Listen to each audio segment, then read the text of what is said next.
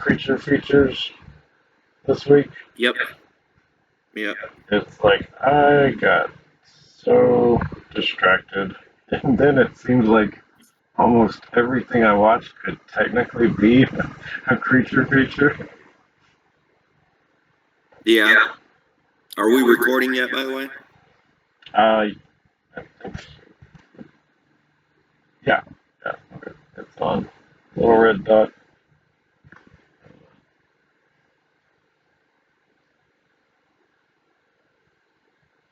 Yeah. I had a hard time defining it too, just because so much of Well, I guess can. Yeah. I guess Universal. They're probably the most famous instance of it, with like the Mummy and the Wolfman and or the Yeah. werewolf For and monsters. Yeah. Dracula or Nosferatu. Yeah. Yeah, and a lot of those, I thought of a lot of those too, and I'm like, those would be better suited for different categories too, though, because you could, if we do like gothic horror, or if we do, silent films, or you know, Hmm. you know, Yeah. that kind of thing, um, and like I think creature feature, and I think monster, but I also think like out of control animals, which Yeah. is actually Like the Blob and like Godzilla. fictionalized versions of real animals, if that makes sense. I think also fit in that cat, and Hmm. that's one of the first things I think of when I think of a creature feature. I guess I haven't And seen many of those. yeah, well, spoiler alert, all three of mine turned out to be that. I didn't even realize I was doing it until I had my list, and I was like, oh, these are all like animal films, like animal attack movies. So Yeah, I don't. I guess I don't really go for those. I'm not sure if I even watch them. Like Snakes on a I Plane. didn't realize how Packer. much I love those movies until I Huh. started thinking about it. And I was like, oh wow, these are some of my favorite movies. Okay. Because like, Um, yeah, I guess I went down the anime rabbit hole. And I was like, a lot of those are like, yeah, scary main characters, or they're like vampires, or I'm thinking of yeah, I Blood. bet that's like a pretty deep rabbit hole, actually. But yeah, I guess so. Um, And then Elfin lied with the psychic girls that dismember everybody. Now, if they're human, though, or still mostly human, like they think like a human for the most part, They look would that human, and count? Because then they have they're not really a horns. monster, Well, huh? it's maybe like a succubus type character. Yeah, I guess that could count. Um, I thought of so many movies. There's like Alien. The whole Alien franchise would count as a creature feature, but I don't Yeah, immediately think of it as that because I think of it in as like sci-fi horror first. yeah, Um, yeah. And then I guess I was thinking of like the monster design. hmm Um, Godzilla would count. well, I guess one of the more recent franchises, although I guess it's not that recent actually, but Parasite. It's like although now that I think about it, it's a lot like the Thing, like with the. Yeah, I thought of the Thing too, But and yeah, kind of like, there's like yeah, but that's an alien movie first, you know. yeah, So, but it is a monster movie, so I don't know. There's a lot to pick apart there. yeah. I don't know. I feel like you're kind of cheating when you have shapeshifters that can just turn into anything. Yeah, that doesn't count. I don't think. because then it's like, Reminds me of a Red Dwarf episode. yeah, yeah, that's not quite the same thing. Ooh, Gremlins would count. That's a good one. Just a straight up monster movie. Yeah. Forgot about Gremlins. Gremlins would be one of my honorable mentions, I think. Okay. Yeah. And then I have another honorable mention, which is, I think, a movie a lot of people kind of just forgot about. It was briefly in theaters, and it was, I just had a fucking blast with this movie. It's called Crawl. Huh. It's another, animals out of control movie. Oh, And okay. With a it's crocodile just or fun. alligator? Huh. Yeah, it's like it takes place in Florida, and there's a big hurricane, and this girl's house gets flooded, and she ends up trapped in the basement with an alligator. And that's pretty much it. And she's trying to survive it. Yeah, nice and simple. Yeah, it's just a simple summertime popcorn creature feature. Like you almost can see it on the marquee. It's made for that genre title, I think. And it's got ridiculous moments. Like there's one where like 4 alligators come up to like this cop and like rip him apart in different directions. It's crap like that, and it's hilarious and wonderful. So Okay. yeah, I love that movie. Huh. I have to check it out now.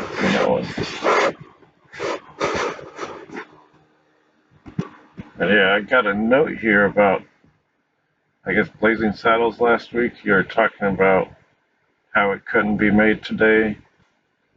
And I think Well, the flaw for with the that. record, Yeah. I wasn't saying it couldn't be made today. I was complaining about people who say that. Yeah. But Yeah, I just want to be very clear about that. I think the flaw in the reasoning is like every movie is really so unique that you can't remake it. Like it's an impossible thing. You'll make a new thing. Well, yeah, and every movie is of its time. But it's when these, fucking people try to say, it's always like bigoted, racist people who are like, oh, everyone's so sensitive now that you could never make Blazing Saddles. Those are the people I'm complaining about. Well, It's like, yes, you could. That's just like part of getting old and, like, old man yelling at clouds. Like, yeah, that is what it is. But it's specifically like old racist man yelling at clouds. Because well, they I think that's just the cycle of life. It's like some people just, want to be that person who yells at the younger generation. And they're not. But what's so frustrating about, especially that type of person complaining about or talking about Blazing Saddles specifically, is that you can tell by the way they make that argument and the things that they're saying about, how it can't be made today. They're, even back then, they missed the jokes. Like, to them, what was funny was white people calling a black person the N-word. That's it. They just thought that was funny. And they missed the whole point of like, no, the movie's making fun of you. That's the point. You're you're the butt of the joke. You're the asshole. And they completely missed it. Yeah. Yeah. It's like these fucking idiots who watch The Boys and think Homelander is the good guy. It's like the same type of moron. Yeah.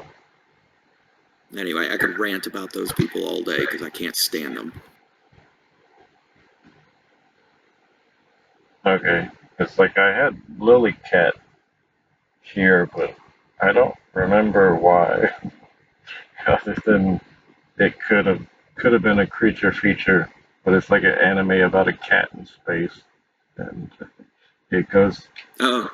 around like killing everybody. It's kind of like one of those shape shifting type Ah, things. It's been a while. It's not even very good.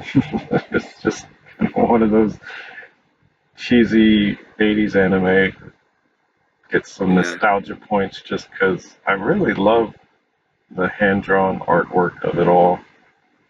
Hmm. But yeah, I don't have any. Oh, wait, Predator. I guess we didn't specifically mention Predator. I guess we kind of lumped that in with Aliens. But That's a good example. Yeah, that's a pretty good solid creature feature. yeah, I guess it's kind of kind of like a cat. I guess when you think of predators, like I know saber-toothed tigers have a like the whole way they evolved is like so they could bite people's fucking heads off. So I don't know. I guess there's some evolutionary horror going back. Yeah, I'm talking about just the creature design. You mean? Yeah. Well, I mean, just I guess the dynamic of it. You know, Hmm. it's just Oh, like and how it hunts. Well, Predator always struck me as like it's definitely an advanced species that has customs, like hunting customs and shit. Um, Predator always struck me as like whatever universe they live in, whatever the galaxy, the whatever other civilizations are out there in that fictional universe. I think Predator is like probably considered the rednecks of them. well, I mean, they definitely have a lone wolf type mentality. It's like I guess there are a Hmm. couple Predator movies where you have like families and, huh. Yeah, Yeah, they don't seem very lingual. Not a whole lot of thought went into yeah. their They just languages and struck me stuff. as maybe it's because they have a hunting culture, you know. Yeah, So I'm they're like, oh, okay, kind of rednecks. tribal. Yeah. I don't know if redneck would be quite the right word, but Well, if we're dealing with advanced spacefaring civilizations, I bet among them, they probably would be.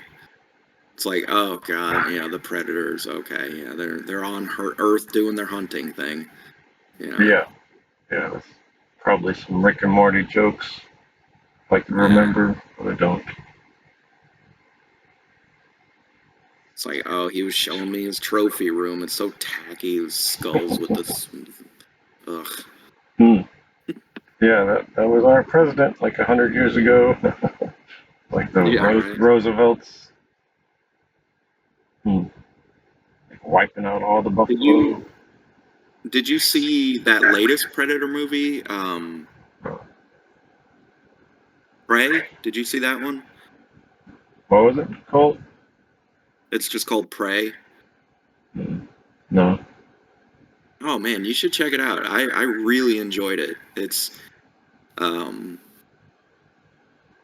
it's definitely up there with the original for me.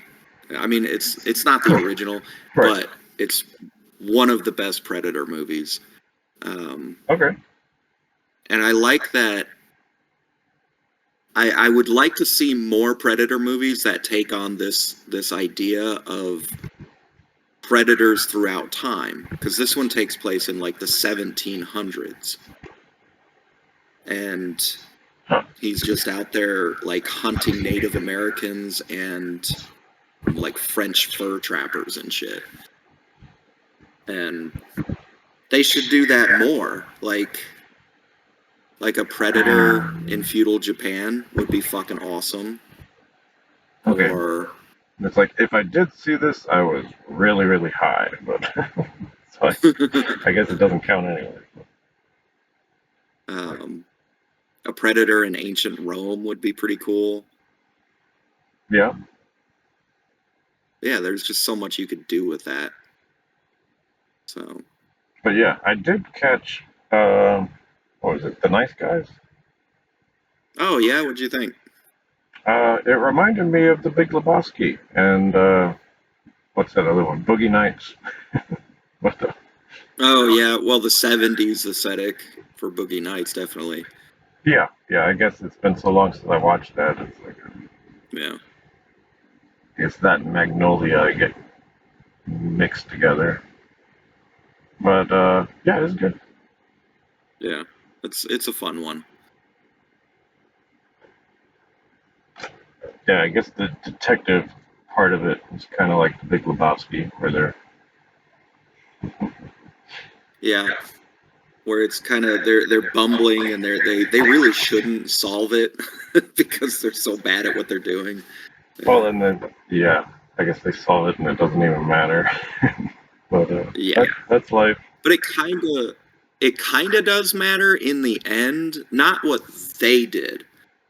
I guess it doesn't matter actually, but like you have that comment that she says at the end, like no one can bring down Detroit, which is Right. funny because it's like it's Detroit. They'll give it 10 years and we know what happens.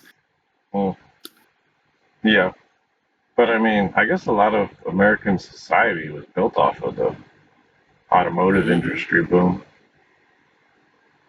Yeah, All the absolutely. smog and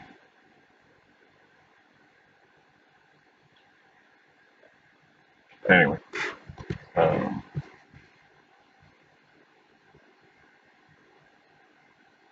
oh, So creature features. You have any honorable mentions?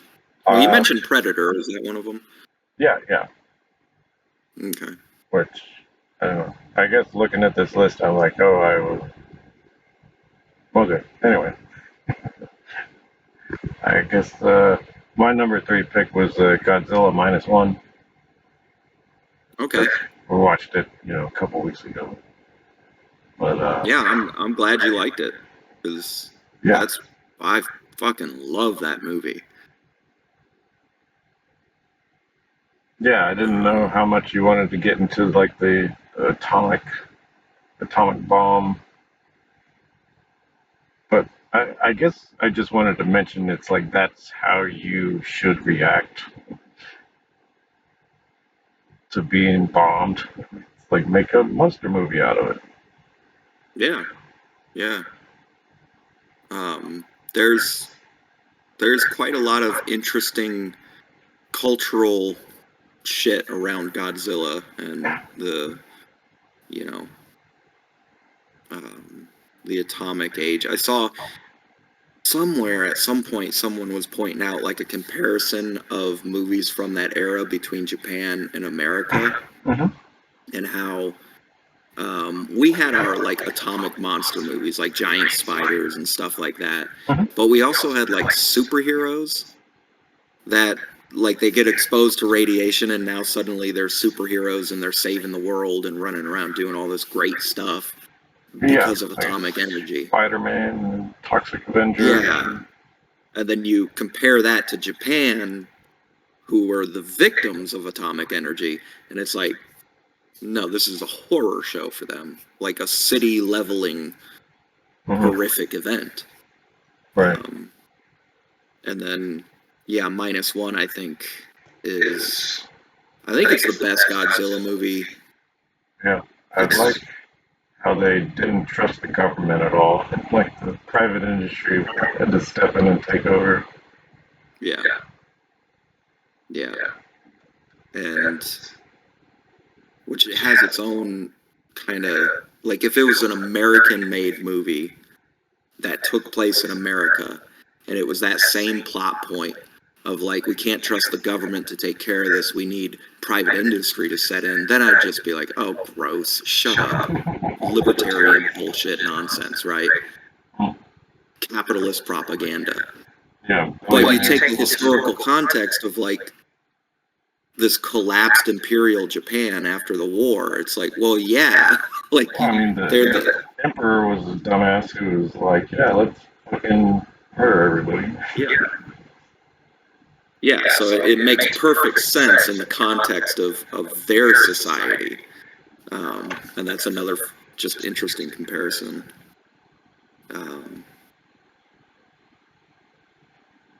Yeah, it's also, I like the human element of that movie. They do a really good job of giving you especially the really interesting horses. humans. Right.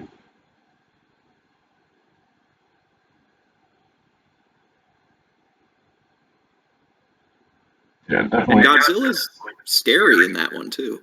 A lot of them, he's just kind of silly. Yeah. You know, he's just and there's a few where he's just downright cute. But Yeah. in this one, like, he's menacing. He's pretty scary when he comes up out of the water and he's, you know, doing the crocodile thing towards the boat. hmm That'd be fucking terrifying. Yeah, just being on a boat in general kind of sucks. Yeah. Yeah, great pick. One of my favorites. All right. Which is funny because it's not actually on my list, because I thought of it, then I was like, well, if we ever do kaiju movies, though, I gotta save it for that list. Oh, okay. I guess I didn't think of that. I mean, there's no reason we can't repeat for different lists, but Yeah. if I think of it, then I'm like, well, I'll save it for that. So. 'Cause I found myself wanting to pick like Twin Peaks for everything. Like I was just gonna make that a running joke. That's comedy, that's TV comedy, whatever. That would actually be funny. Yeah. But yeah, I Let me forgot guess, to do it's it last Twin week. Peaks. Yeah. Whoops.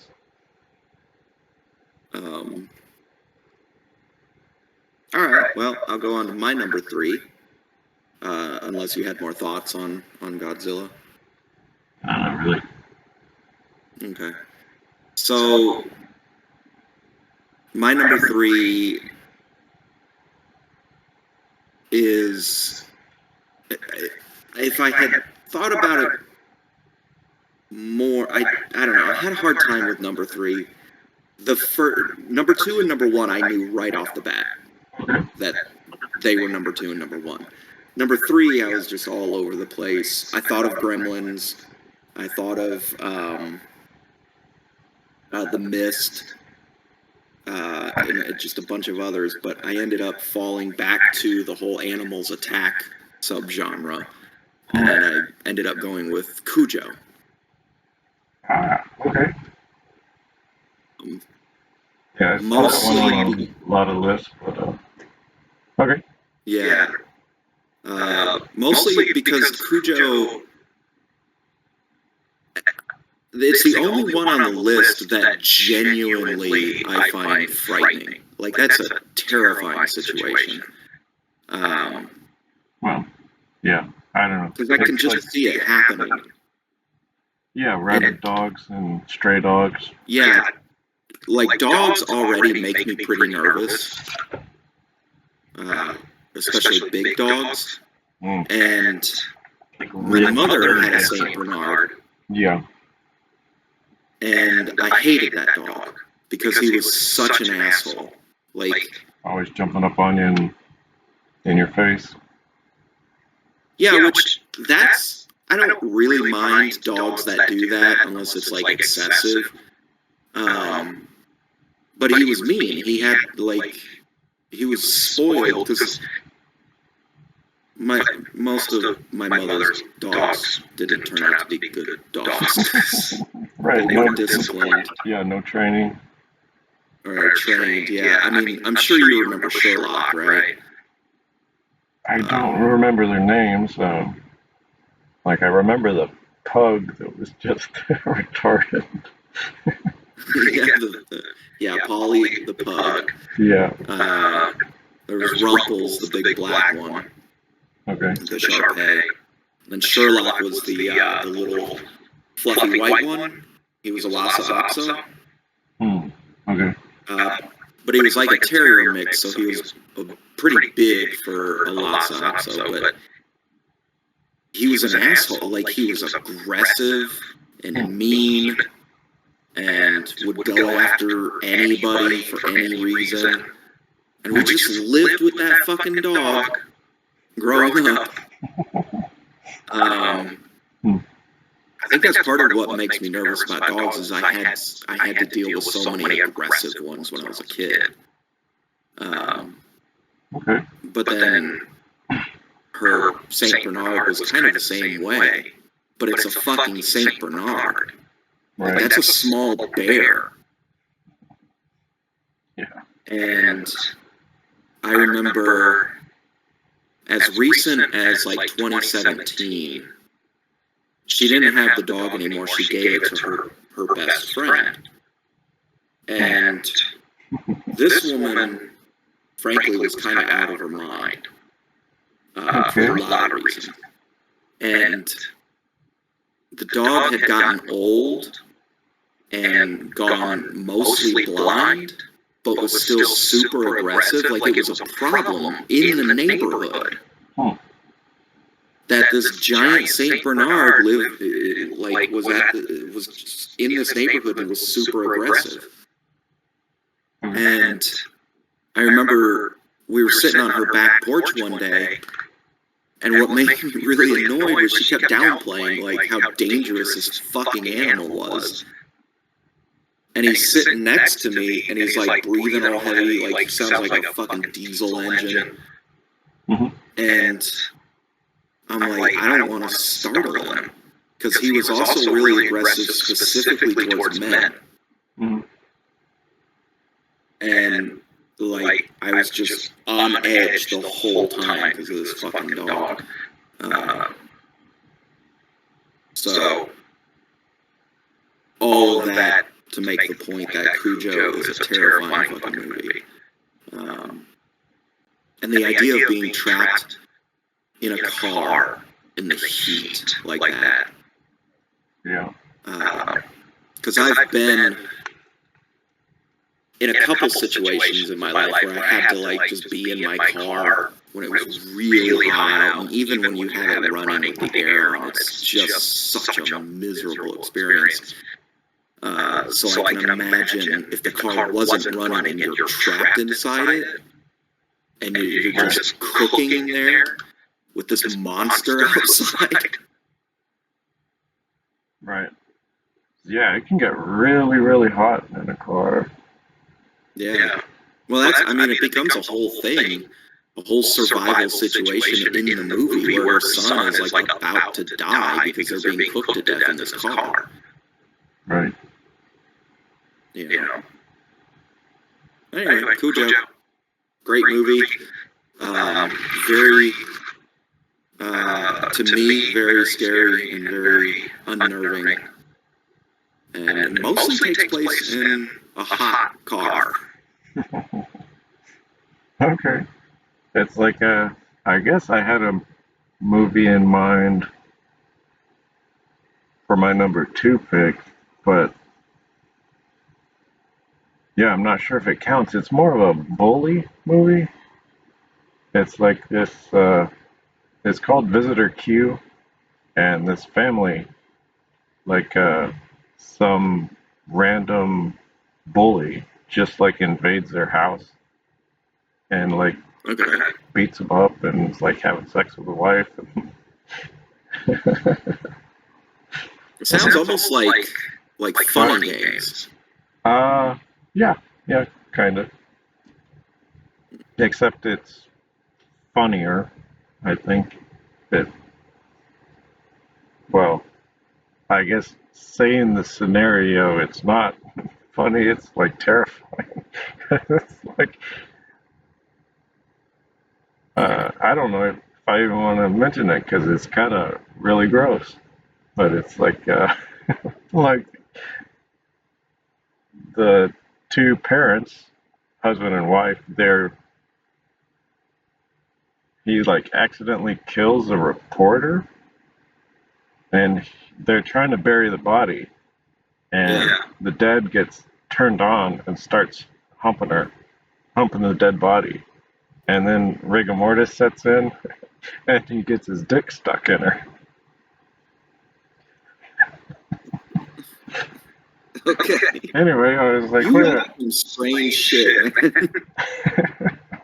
Well, I guess my question is like, would a bully movie be a creature feature. I'm not. That's kind of pushing the limits. I I think think. it has to be non-human though. Okay. Like you could describe a human as a monster. There's plenty of monstrous humans, but there's some humans. You know. Yeah, I don't know. I guess there's plenty of other movies that kind of toe the line with that. I guess I was thinking of like Genro, the Wolf Brigade. And it's like I guess one of the taglines of the movie is like we're not what was it? It's something like damn it, I forgot. Let me look it up because I don't want to fuck it up.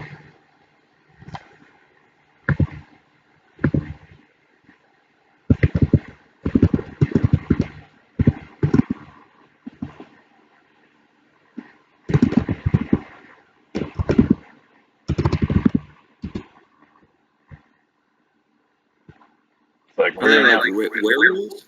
we're not men disguised as mere dogs. We're wolves disguised as men. Okay. But no, I mean, there's none of that in there. They're just soldiers, and they go around murdering people. You know, kind of like Nazis, I guess, Okay. like the stormtroopers. So yeah, it's But they're like, not. But they're just humans. right. They're like nothing supernatural going on at all. It's just like they, Right. I guess, are missing that empathy or, um, yeah, they just don't have a conscience, I guess, to stop them from just murdering everybody. Hmm. But yeah, I guess that's a whole different category of a movie. Yeah, I would argue that it is if they're like human. So, although it doesn't have to be supernatural. None of mine are supernatural. Yeah, good point. Because yeah, I guess that was the other thing I picked. Was like Elfin lied. I already mentioned it, but it's like a supernatural being is like escapes from a uh, high security laboratory where I guess she was born. But yeah, they have psychic arms, I guess, that they use to terrorize people. But yeah, I guess that one doesn't really count. So I was like, wait a minute. I guess I'll just go with aliens. I mean, aliens.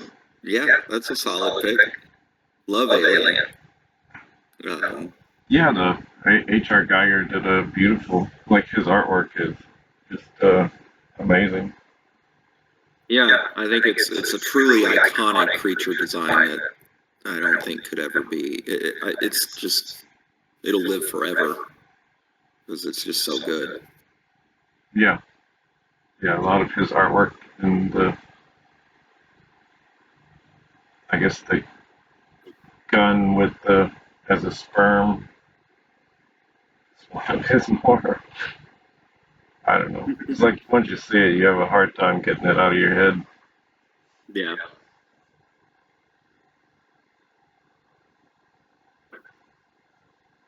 All right. Well, I can move on to my number two, which is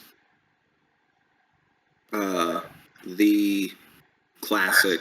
I think if you were to say not just creature feature, but specifically like out of control animal movie, this is probably the one most people are going to think of, and that's Jaws. Oh yeah, So, yeah. I thought about it, but I forgot to mention it before. yeah. I love Jaws. I watch it probably once a year in the summer. It's on my summertime rotation. Hmm. Um, Okay. it's really, really good, and it. I think it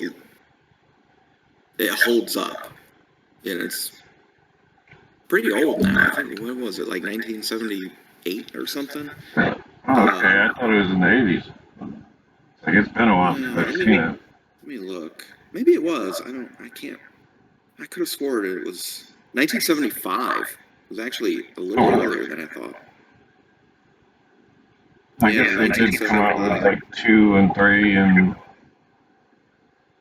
Yeah, there's all the sequels, none of which are very good. Yeah. Yeah, I read the book, but I don't remember it at all.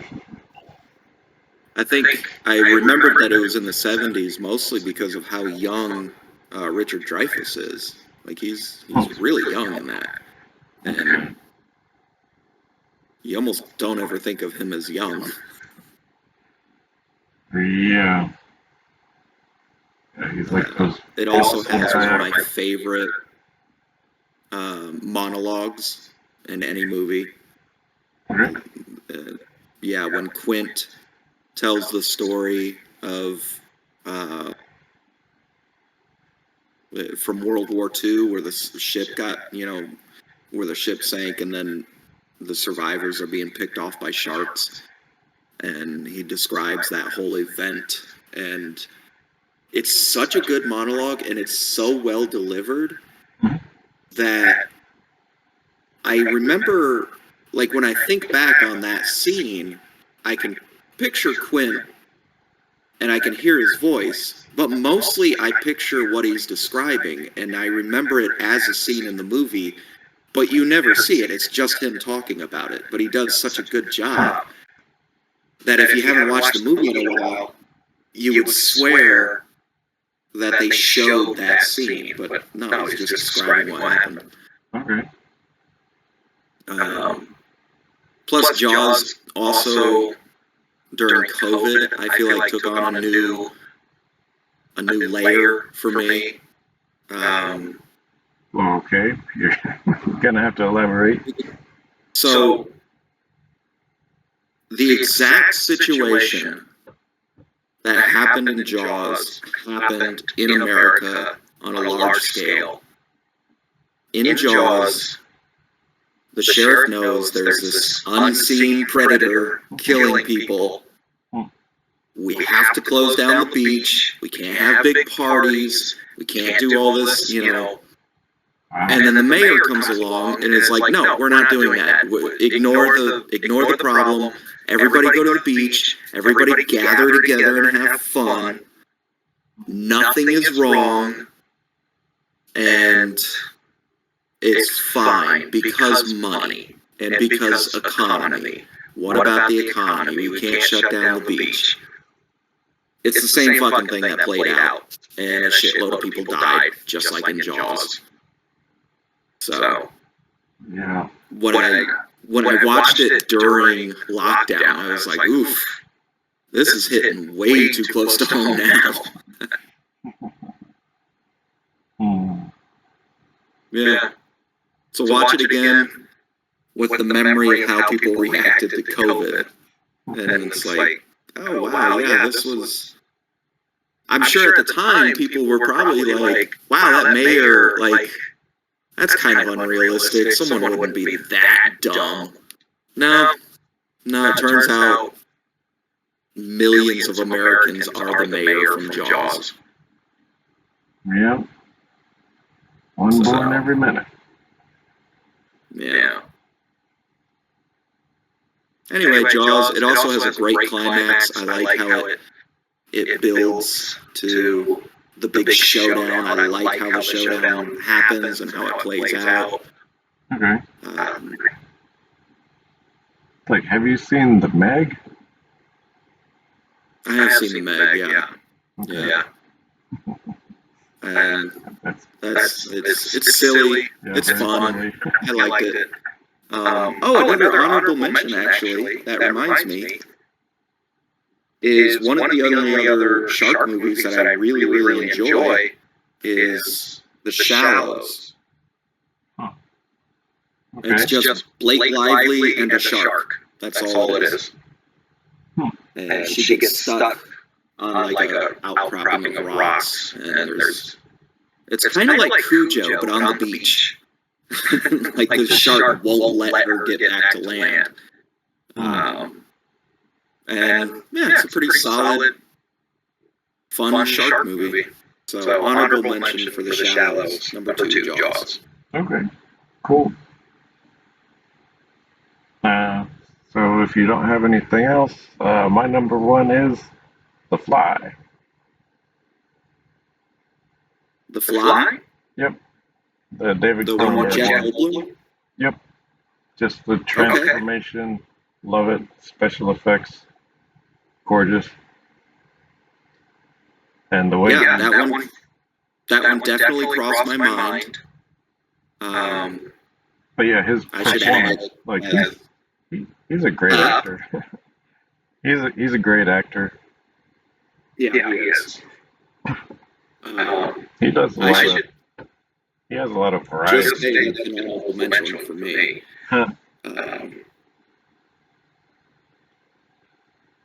Yeah, that's a great one. I was saving that one for if we ever do body horror, because it's definitely on the list for body horror movies for me. But it's also a creature feature, and I mean it's just a solid classic, by every definition of the term. And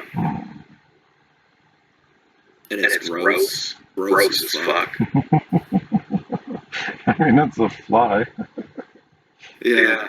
But like even like as his body is kind of deteriorating and starting to change, and there's that scene where he pinches his thumb and sprays like pimple juice all over the mirror. Because he's got gross shit like that. Yep. And then Gina Davis, poor girl. Yep.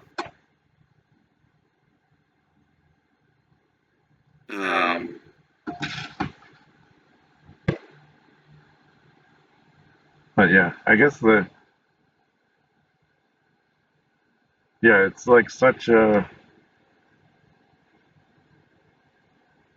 I guess it plays with your expectations, right? It's like you're trying to become Superman and you fuck it up so bad. Well, and he wasn't even trying to become like, he wasn't trying to do anything to himself other than transport. Oh yeah. And well, I guess there was I forgot about that. yeah. Okay. I was thinking he was trying to do the Superman theorem, but yeah, I guess that's Captain America. No, he just wanted to transport one. It starts with objects, and then he does an experiment where he puts a was it a cat or a dog? It was a baboon. Oh. Yeah, he puts a baboon in there, and then it comes through, and then it's inside out. It starts spraying and everything. And then somehow he gets another baboon. I don't know. He must have a baboon guy. Of course. And then it works. So then he's like, oh, okay, it works. And then he tries it on himself. And that's when the fly gets in the machine. Right. And then they get melded together. And then I like the ending where he melts the guy's hand off and the guy's foot by vomiting on it. Yeah, like I forgot what the guy was. Was he the? Yeah, I'm forgetting. Yeah. That guy was an interesting character too, because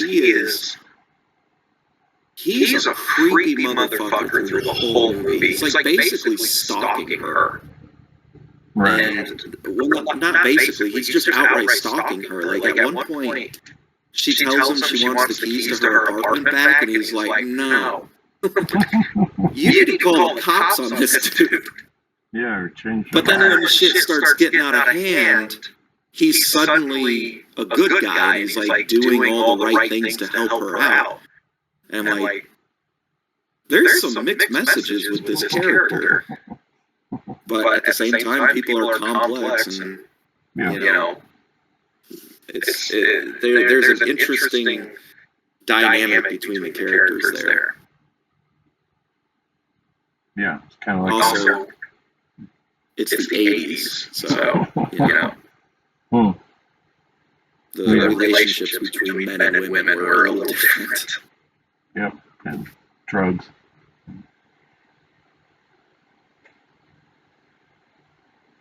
Okay. It's funny. I feel like I ended up talking about The Fly more than you did. It's your number one. I'm just a huge fan. I actually ended up somehow. I ended up with 2 copies of The Fly because I have like the Jeff Goldblum, David Cronenberg Fly, but then I also have like the Fly collection. So it's got the original 1950s one, Return of the Fly, The Curse of the Fly, then The Fly, and The Fly 2, which I've never actually watched The Fly 2. Have you watched it? I did, but it's just like they just remade the Fly with like maybe slightly better special effects. Yeah. Like father, like son. So I guess his son is going to try it. I forget. But yeah, it's almost the exact same movie. And it wasn't terrible. It's just, it had already been done before. So yeah, it's just kind of a sequel cash-in type of thing. Yeah. Yeah. Maybe someday I'll get around to it. But yeah, I've never seen any of the like 50s The Fly or even. Oh, they're good. They're drive-in 50s like creature features, basically. Yeah, they're fun. I mean, the special effects are hilarious because it's the same story essentially, but in the 80s, of course, you got all that Cronenberg gross, crap going on with the changes. But in the 50s one, he just like at one point he has like a sheet over his head and he takes it off and it's just like a big plastic fly head. And then you have the iconic scene where he's, it's the fly head, but then they find like a spider web, and then there's like a tiny little fly, and it's like his head on the tiny fly. And he's like, help me, and the spider's coming to eat him. Yeah. It's fun. I would check it out if you like those like 1950s, Yeah. silly creature movies. Those are a lot easier to find. Yeah, it's probably on YouTube. Yeah. All right, I'll go to my number one. My number one, just in general, is one of my favorite movies. I grew up watching it, and that is Arachnophobia. Oh. I'm not sure if I've seen that. Oh man! Oh, it's so good. It's so good. It is.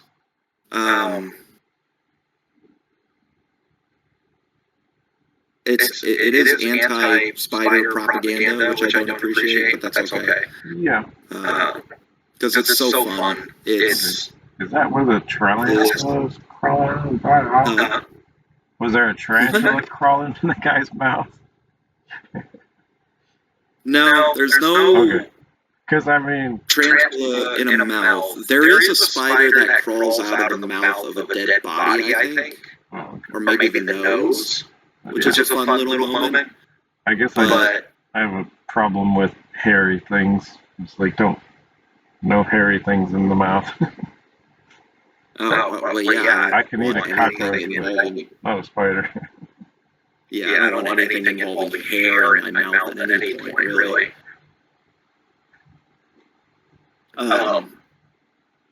So, yeah, the general plot is that there's this spider expert, and he goes to, I think, like Venezuela or somewhere.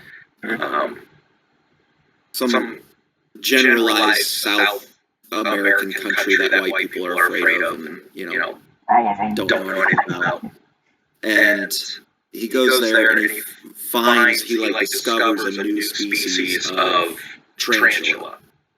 Okay. And it's like this ultra deadly, like it bites you, and within like a few seconds you go into seizures and you die, right? And he's there to study this spider. Actually, I think he's there to study like something else, but he finds the spider while he's there. And one of the guys on the crew is killed by the spider, but they don't realize it was the spider that killed him. And they ship him back home in a pine box to his small, like quaint Americana town that he lives in. Mm-hmm. Meanwhile, Jeff Daniels and his family are like the new town doctor, and they show up just as the spider shows up in this coffin with this dead body. And then the spider gets out and ends up breeding with just a basic like house spider. Okay. And then they go throughout the town and they start killing people, and it becomes an epidemic where people are dying of this mysterious thing. And Jeff Daniels is the only one saying like it's spiders, but he's like deathly afraid of spiders, so people don't take it seriously. They're kind of like, all right, dude, whatever. And then it just becomes this outrageous thing with all these spiders killing people in town, and then the spider expert from Venezuela shows up to try to help. And you got John Goodman shows up. He's the local exterminator guy. Okay. And he kind of becomes the hero at the end of the movie for several reasons. But he's an exterminator, and if you've met exterminators, they're pretty weird people generally. And he plays it really well. I mean, he's the comic relief in the movie. He's hilarious. But yeah, I love that movie. It's got some really fun, tense moments, especially if you are afraid of spiders. Like, I think everyone is a little bit. I love spiders. They're my favorite animal. I don't know. It's like I've come across a black widow, and yeah, not fun. But, I guess I've come across a few of them. You talking about it reminded me of a honorable mention, which maybe not, but like in is it Hardline to Miami, or no, Hardline to Hawaii? Like it's cancer snake on a rampage. Oh, okay. Yeah. I've never seen it. So, yeah, it gets pretty epic. It like bursts out of a toilet and killing people. Nice. The only thing is like it's maybe only in the movie for like as a plot point. It's like the other, like it's maybe in the movie 10 minutes. So like, Anyway, there's very fun. toilet moments in arachnophobia. There's one at least where the guy's like sitting on the toilet, and then you see like underneath the toilet a spider coming up, and you're like, oh shit, this guy's gonna get it. And then there's a great moment that is this girl in the shower, and you see like the spider web is up on the shower head, and she's like trying to turn the nozzle on the shower head. Okay. While she's washing her hair, her hand gets all in the spider web, but she doesn't notice because she's in the shower. And then on the shower curtain rod, you see the little spider crawling along, like up over her head, and then it like jumps on her face. but she doesn't notice because she's all wet, and then she like rinses it off. Just a great sequence. Also, the spider acting in the movie is great. Like, they use real spiders for the most part. There's a couple of shots where you can tell they're using animatronics or puppetry. Okay. But for the most part, they use real spiders, and they would use like heat and cold, hot and cold air to get them to kind of react and move a certain way. Okay. And like kind of compressed air, like kind of blow them just a little bit to get them to turn towards the character like they're watching somebody. Yeah, I forget what movie this was, but it's like they would freeze bugs, and then like they would wake up and like fly off, and they would use that in reverse to anyway.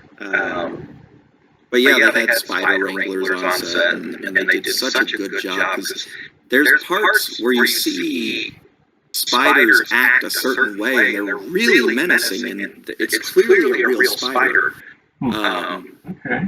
Like, there's a scene where they're trying to track down a specimen. They're trying to just find a specimen of these spiders, and they're in one of the victims' houses, and they find one like on a kitchen table or something.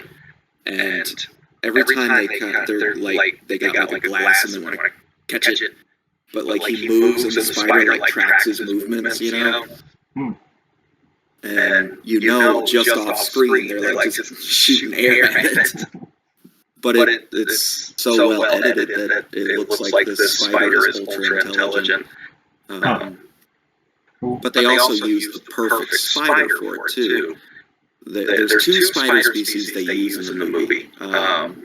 One is the Goliath bird eater spider, tarantula, which is the biggest spider on Earth. It's like they get the size of dinner plates. They're gigantic. Okay. And someday I want to own one.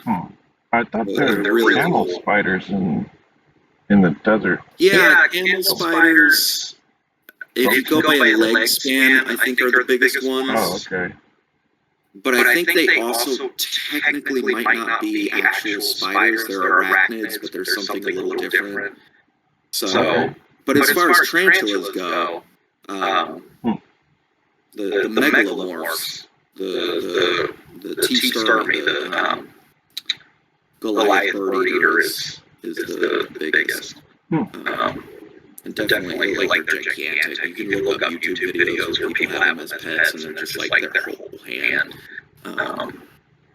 So they used, I think, a couple of those in the movie for like the king and queen, like the original Venezuelan spider, and then all the babies, the ones that are mostly the star of the movie. They used New Zealand Avondale spiders, which are really interesting because they're one of the few communal spiders. Because most spiders are solitary creatures, but Avondales they live in groups. And they're also one of the most docile and like reactive spiders, and that's why they were kind of perfect for making a movie about swarms of spiders killing people. So. Yeah. Anyway, I went off on quite a tangent about spiders. But, yeah, you're making people scared of them, so they'll kill them immediately now. No, my goal is to make. I'm a spider advocate. My goal is always to make people appreciate. They don't have to love them like I do, but at least appreciate them enough that they don't kill them on sight, because they're fascinating and wonderful. And it's a fun, a really fun movie. Okay, I'll have to check it out. Yeah, definitely. Yeah, I'm surprised. Pretty sure. I'm surprised you and I didn't watch it at some point when we were kids, because that one was on regular rotation in our house. Huh? Yeah, I don't know. Maybe if I watch it again, it'll jar some memories, but I don't. Maybe, but then again, now that I'm thinking about it, I remember 5 or 6 years ago, my brother saw it for the first time. He had known about it, but somehow he didn't ever see it when we were kids either. And I think that might be because everyone else in our house had extreme arachnophobia. My brother was terrified of spiders. My mother was. My father, I think, didn't like spiders very much, but he wasn't like those two. Okay. I was the only one who was like, "Fuck yeah, spiders."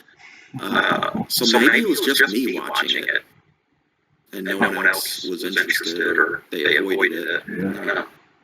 Your own little personal kink. I would call it a fascination or some sexual component going on. Right.